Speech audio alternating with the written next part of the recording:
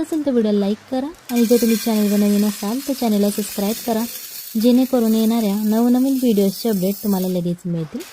आता ही रेसिपी बनवण्यासाठी आपल्याला सगळ्यात पहिल्यांदा 1 कप कच्चा साबुदाणा घ्यायचा आहे।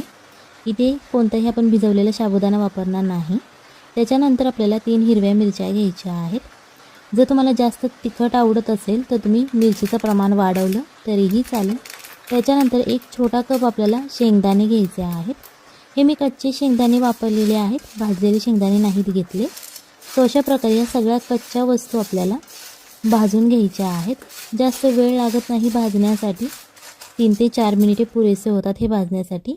आपल्याला हे मीडियम आचेवरती भाजून घ्यायचं आहे। तुम्हाला दिसत असेल बघा, मिरची सुद्धा छान अशी आपली भाजलेली आहे।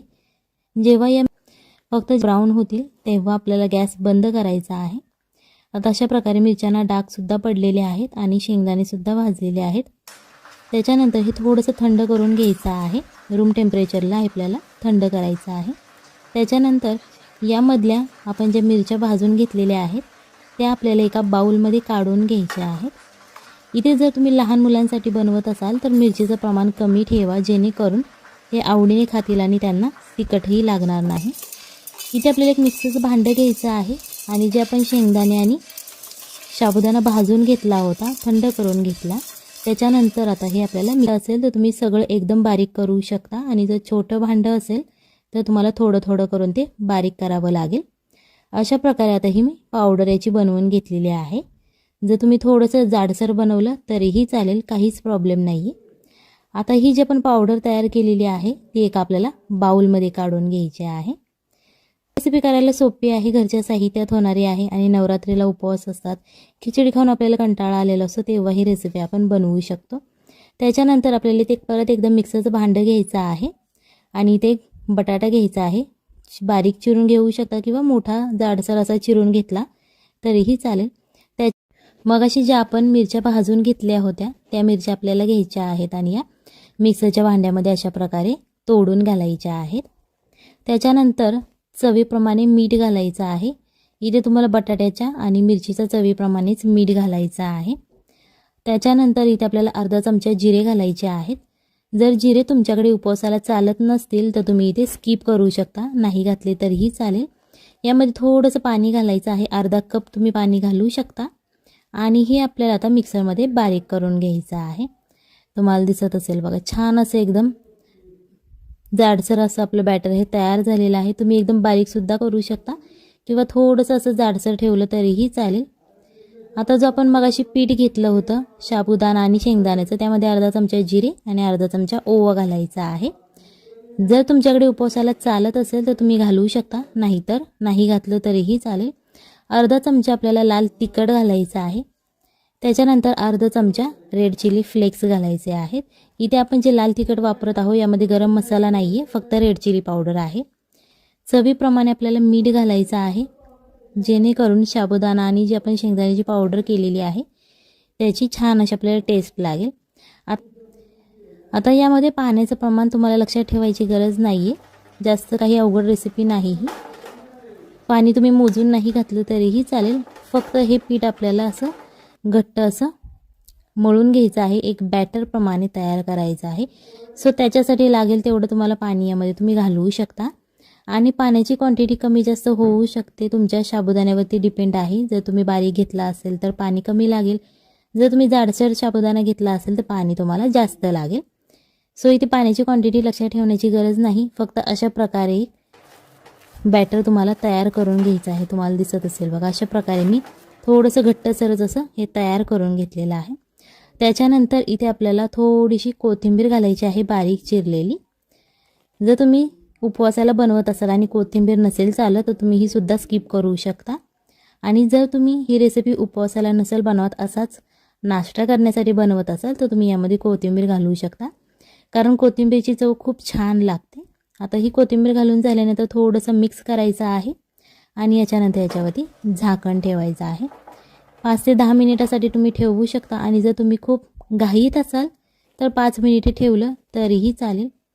अशा प्रकारे आता जे आपण पाणी घातलेलं होतं हे या सगळ्या साबुदाण्याने शोषून घेतलेलं आहे। सो बॅटर हे एकदम कोरडं असं तयार झालेलं आहे। त्याच्यानंतर आपण जी मगाची पेस्ट तयार करून घेतली होती बटाटा आणि मिरचीची, ती पेस्ट आपल्याला याच्यामध्ये घालून घ्यायची आहे. यामध्ये कधी कधी तुमचा बटाटा जाडसर एकदम राहू शकतो किंवा बारीकसुद्धा होऊ शकतो.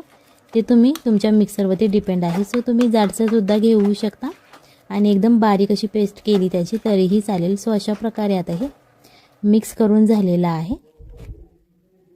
याच्यानंतर आपल्याला 1 वाटी दही घ्यायचं आहे. तुमच्या घरात जे अवेलेबल आहे दही तुम्ही ते घेऊ शकता किंवा बाजारातून विकत आणलं तरीही चालेल. त्याच्यानंतर चवीप्रमाणे मीठ घालायचं आणि हे दही थोडंसं आपल्याला फोडून घ्यायचं आहे, जेणेकरून यामध्ये गाठी राहणार नाहीत. अशा प्रकारे आपल्याला हे दही करून घ्यायचं आहे. जर तुमच्याकडे बीटर असेल तुम्ही त्या बीटरने सुद्धा हे बीट केलं, फेटलं थोडंसं तरीही चालेल किंवा असं चमच्याच्या मदतीने फेटलं तरीही चालेल. त्याच्यानंतर आता इथे आपल्याला 1 चमचा तेल घ्यायचं आहे. अर्धा चमचे जिरे घालायचे आहेत फोडणीसाठी आपल्याला. आता हे आपले जिरे घालून झालेले आहे, थोडेसे तडतडून द्यायचे. त्याच्यानंतर कढीपत्ता घालायचा आहे. इथे तुम्ही वाळका कढीपत्तासुद्धा वापरू शकता. जर तुमच्याकडे अवेलेबल नसेल ताजा कढीपत्ता तर तुम्ही वाळका कढीपत्तासुद्धा घेऊ शकता. अर्धा चमचा लाल तिखट घालायचं आहे. थोडंसं तेलामध्ये फ्राय होऊन द्यायचं आहे, जेणेकरून ते आपण जे मसाले घातलेले आहे ते छान असे तेलामध्ये फ्राय होतील. जे आपण मगाशी दही फेटून ठेवलं होतं त्या दह्यामध्येच आपल्याला ही फोडणी घालायची आहे आणि छान अशी थोडीशी तडतडून द्यायची, जेणेकरून दह्यालाही याची खूप छान अशी टेस्ट येते. जरी ते तुम्हाला तेल आवडत नसेल तुम्ही तूप किंवा बटर वापरलं तरीही चालेल. ते तुमच्या आवडीवरती डिपेंड आहे, तुम्हाला तेल वापरायचं आहे की बटर. आता ही जी आपली फोडणी घालून झालेली आहे ती छान अशी मिक्स करून घ्यायची, जेणेकरून याची छान अशी टेस्ट लागते. आता हे आपण साईडला ठेवून घेणार आहोत.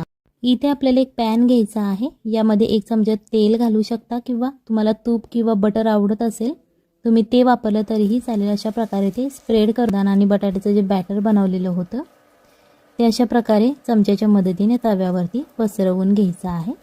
हे तुम्ही तुमच्या इच्छेनुसार आवडीनुसार पसरवू शकता. जर तुम्हाला जाडसर आवडत असेल तर तुम्ही असं जाडसर पसरू शकता किंवा जर तुम्हाला एकदम पातळ असं हवं असेल तर तुम्ही ते चमच्याच्या मदतीने दाबून असं स्प्रेड करू शकता. थोडीशी कोथिंबीर घालायची आणि रेड चिली फ्लेक्स घालायचे आहे थोडेसे गार्निशिंगसाठी.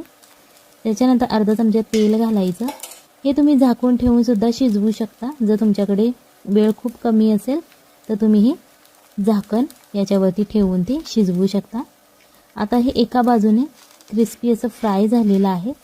सो अशा प्रकारे तुम्ही उलटण्याच्या मदतीने ते दाबून दाबून सुद्धा भाजू शकता, जेणेकरून खालची जी त्याची बाजू आहे ती छान अशी क्रिस्पी होईल. अशा प्रकारे हे भाजून घ्यायचं आहे. आता आपण हे पलटी केलेलं आहे आणि हे दुसऱ्या बाजूनेही आपल्याला थोडंसं तेल घालून क्रिस्पी असं फ्राय करून घ्यायचं आहे. जर तुम्हाला तेल आवडत नसेल तर तुम्ही लेस ऑइलसुद्धा बनवू शकता. नॉनस्टिकच्या पॅनवरती तुम्ही थोडंसं तेल टाकून ते बनवू शकता. फक्त थोडंसं मिडियम आचेवरती ते भाजा, जेणेकरून क्रिस्पी होईल.